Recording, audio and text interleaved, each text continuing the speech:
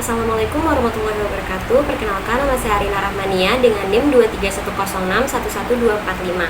Hari ini saya akan menjelaskan terkait dinamika dan perkembangan hak asasi manusia pada setiap era di Indonesia, mulai dari pasca kemerdekaan, Orde Lama, Orde Baru, serta reformasi. Sebelum kita masuk ke penjelasannya, mari kita cari tahu dulu apa itu hak asasi manusia. Hak asasi manusia atau yang lebih dikenal dengan HAM pada dasarnya adalah hak dasar atau pokok yang dimiliki manusia dan melekat sejak lahir. Hak-hak tersebut bersifat universal, tidak dapat dipisahkan dan wajib dijunjung tinggi oleh setiap negara dan juga masyarakat. Namun, pada praktiknya, penegakan HAM tidak selalu berjalan ideal. Dalam sejarah Indonesia, kondisi politik, keamanan, dan sistem pemerintahan sangat mempengaruhi bagaimana HAM tersebut berjalan. Mari kita masuk ke masa yang pertama, yaitu masa pasca kemerdekaan. Pada masa pasca kemerdekaan, Indonesia baru saja memproklamasikan kemerdekaannya pada tahun 1945. Dalam kondisi ini, Indonesia masih dalam tahap membangun fondasi dasar, baik secara politik, hukum, maupun keamanan. Ancaman dari pihak luar, khususnya upaya Belanda untuk kembali menjajah Indonesia, membuat pemerintah lebih fokus pada upaya mempertahankan kedaulatan negara. Tetapi secara normatif, perlindungan HAM sebenarnya sudah tercantum dalam Pasal 28 Undang-Undang Dasar 1945 yang dimana Indonesia menjamin hak para rakyatnya untuk berserikat, berkumpul, dan juga menyampaikan pendapat. Tetapi pada kenyataannya, implementasi ini belum berjalan optimal karena disebabkan oleh kondisi negara yang belum stabil serta keterbatasan institusi hukum pada saat itu.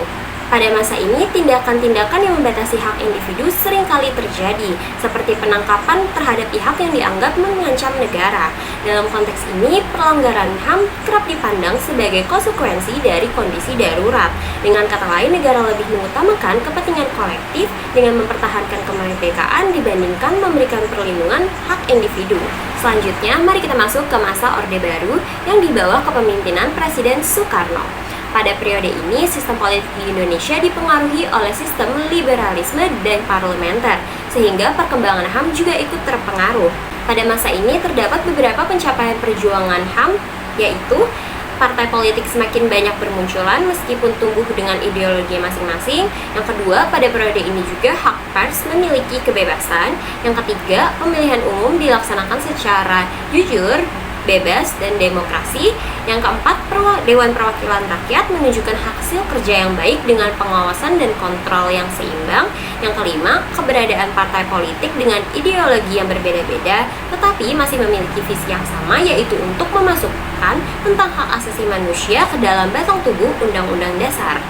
Pada periode ini, Indonesia juga sempat bergabung dalam dua konferensi HAM internasional.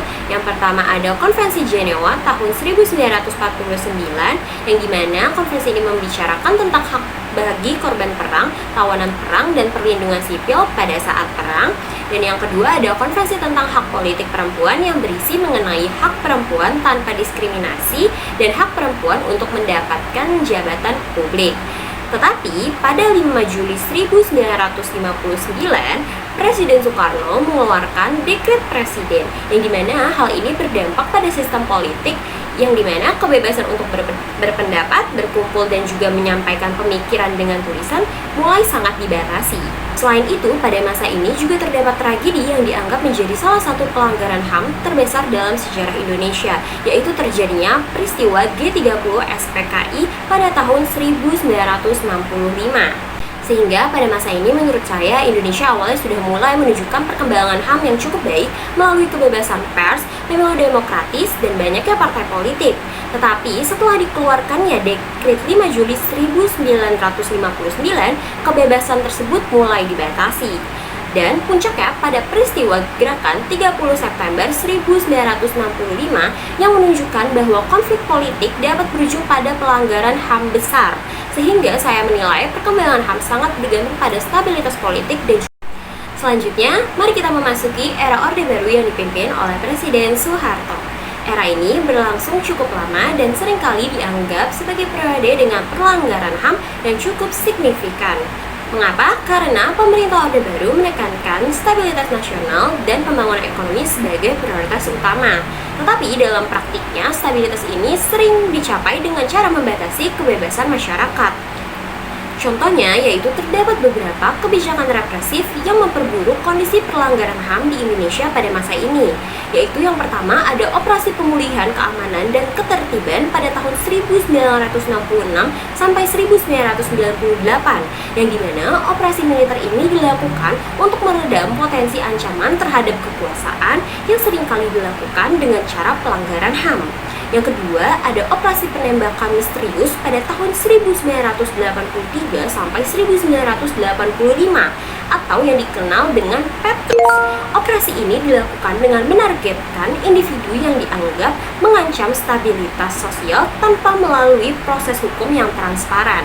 Yang ketiga, ada tragedi Tanjung Priok yang terjadi pada tahun 1984 sampai 1987, yang dimana tragedi ini menjadi salah satu kasus pelanggaran HAM yang dimana melibatkan kekerasan terhadap kelompok masyarakat yang menyuarakan pendapatnya kepada pemerintah. Selain itu, terjadi juga peristiwa Trisakti dan Semanggi pada tahun 1998 yang terjadi di penghujung masa Orde Baru. Tragedi ini mencerminkan perlawanan masyarakat terhadap kekuasaan otoriter yang berakhir dengan pengorbanan jiwa. Pada masa ini juga terjadi penutupan paksa terhadap media karena dianggap terlalu mengkritik pemerintah. Dalam kondisi seperti ini, masyarakat tidak memiliki ruang yang cukup untuk menyampaikan pendapat secara bebas.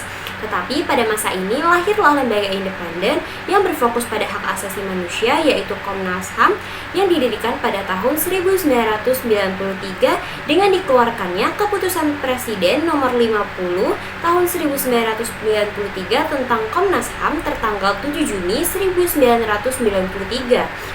Fungsi dari Komnas HAM ini sendiri yaitu untuk melaksanakan kajian, perlindungan, penelitian, penyuluhan, pemantauan, investigasi, dan juga mediasi soal masalah hak asasi manusia. Selama masa ini juga terdapat beberapa konvensi HAM yang diikuti oleh Indonesia, yang dimana antaranya yang pertama adalah Konvensi tentang Penghapusan Bentuk Diskriminasi Terhadap Perempuan yang tertuang di dalam Undang-Undang Nomor 7 Tahun 1984. Yang kedua ada Konvensi Anti-Apartheid yang tertuang dalam Undang-Undang Nomor 48 Tahun 1993, dan yang ketiga ada Konvensi Hak Anak yang tertuang dalam Keputusan Presiden Nomor 36 Tahun 1990. Dari keseluruhan hal tersebut, saya merasa bahwa Orde Baru menunjukkan bahwa stabilitas dan pembangunan sering dijadikan alasan untuk membatasi kebebasan masyarakat. Berbagai kebijakan seperti operasi militer, Petrus, tragedi Tanjung Priok, dan juga tragedi Trisakti mencerminkan adanya pelanggaran HAM yang serius. Selain itu, pembatasan terhadap media dan kebebasan berpendapat membuat masyarakat tidak memiliki ruang untuk menyuarakan pendapat mereka. Walaupun terdapat pembentukan Komnas HAM dan keikutsertaan Indonesia dalam beberapa konvensi HAM, menurut saya hal tersebut belum mampu mengimbangi kuatnya kontrol pemerintah terhadap masyarakat. Selanjutnya, mari kita memasuki era reformasi. Era reformasi dimulai pada tahun 1998. Era ini lahir dari ketidakpuasan masyarakat terhadap pemerintahan Orde Baru, terutama terkait praktik korupsi, kolusi, nepotisme, serta pelanggaran terhadap HAM. Pada era reformasi ini terjadi juga banyak perubahan yang signifikan, yang dimana kebebasan pers mulai menjadi lebih terbuka, masyarakat memiliki ruang yang lebih luas untuk berpendapat, dan juga sistem demokrasi yang diperkuat. Hal-hal tersebut ditandai dengan yang dimana yang pertama terdapat Undang-Undang Dasar 1945 yang mengalami amandemen secara lebih jelas mengatur tentang HAM. Yang kedua, lahirnya TAP MPR nomor 17 /MPR /1998 tentang HAM.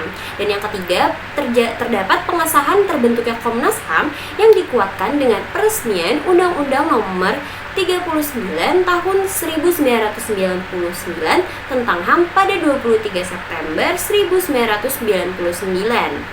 Namun, bukan berarti masalah HAM di Indonesia sepenuhnya selesai. Beberapa kasus pelanggaran HAM yang terjadi di masa lalu belum diselesaikan secara tuntas. Selain itu, pelanggaran HAM dalam bentuk baru juga muncul, misalnya terkait kebebasan berpendapat di ruang digital, tindakan aparat yang berlebihan, serta konflik sosial di berbagai daerah. Di era ini, tantangan HAM juga menjadi lebih kompleks karena tidak hanya berkaitan dengan negara, tetapi juga melibatkan masyarakat itu sendiri. Misalnya, penyebaran ujaran kebencian atau pelanggaran privasi di media sosial. Secara pribadi, saya merasa bahwa perkembangan HAM di Indonesia menunjukkan adanya kemajuan yang signifikan. terutama jika dibandingkan dengan masa lalu. Tetapi kemajuan ini tentunya masih belum merata dan belum sepenuhnya konsisten. Penegakan HAM tidak hanya bergantung pada hukum dan juga institusi, tetapi juga pada kesadaran masyarakat itu sendiri, yang dimana demokrasi memberikan kebebasan. Tetapi kebebasan tersebut harus digunakan secara bertanggung jawab, karena tanpa adanya tanggung jawab, kebebasan justru malah menjadi sumber konflik yang baru. Dari pembahasan ini, saya dapat menarik beberapa kesimpulan. Yang pertama, dinamika HAM di Indonesia sangat dipengaruhi oleh sistem politik dan kepemimpinan pada setiap eranya. Yang kedua, terdapat kecenderungan bahwa ketika kekuasaan terpusat, maka hak asasi manusia cenderung terabaikan. Dan sebaliknya, ketika sistem lebih demokratis, maka perlindungan hak asasi manusia cenderung lebih meningkat. Yang ketiga, walaupun era reformasi telah menghadirkan banyak kemajuan, tetapi tetap terdapat tantangan besar dalam penegakan HAM yang masih tersisa, khususnya terkait penyelesaian kasus-kasus lama serta pemberian keadilan bagi para korban pelanggaran HAM. Dan dari pembahasan ini, saya memiliki beberapa saran yang menurut saya penting untuk mendorong kemajuan hak asasi manusia di Indonesia ke depannya. Yang dimana yang pertama, pemerintah perlu menunjukkan komitmen yang lebih kuat dalam menegakkan hak asasi manusia secara konsisten tanpa adanya pandang bulu. Karena kasus-kasus pelanggaran HAM di masa lalu perlu untuk diselesaikan secara transparan dan adil agar tidak menjadi beban sejarah yang terus berulang. Yang kedua, pendidikan tentang HAM perlu diperkuat sejak dini agar masyarakat memiliki pemahaman yang baik tentang hak dan kewajiban mereka. Lembaga penegak HAM juga harus diperkuat agar dapat bekerja secara independen dan efektif. Dan yang terakhir, masyarakat juga harus berperan aktif dalam menjaga dan menghormati hak asasi manusia, baik dalam kehidupan sehari-hari maupun dalam ruang digital. Perjalanan hak asasi manusia di Indonesia adalah proses yang panjang dan penuh tantangan. Tetapi saya sendiri yakin bahwa dengan adanya komitmen bersama antara pemerintah dan juga masyarakat, saya dapat berharap bahwa perlindungan hak asasi manusia di Indonesia akan semakin baik di masa depan. Sekian dari saya, kurang lebihnya mohon maaf. Wassalamualaikum warahmatullahi wabarakatuh.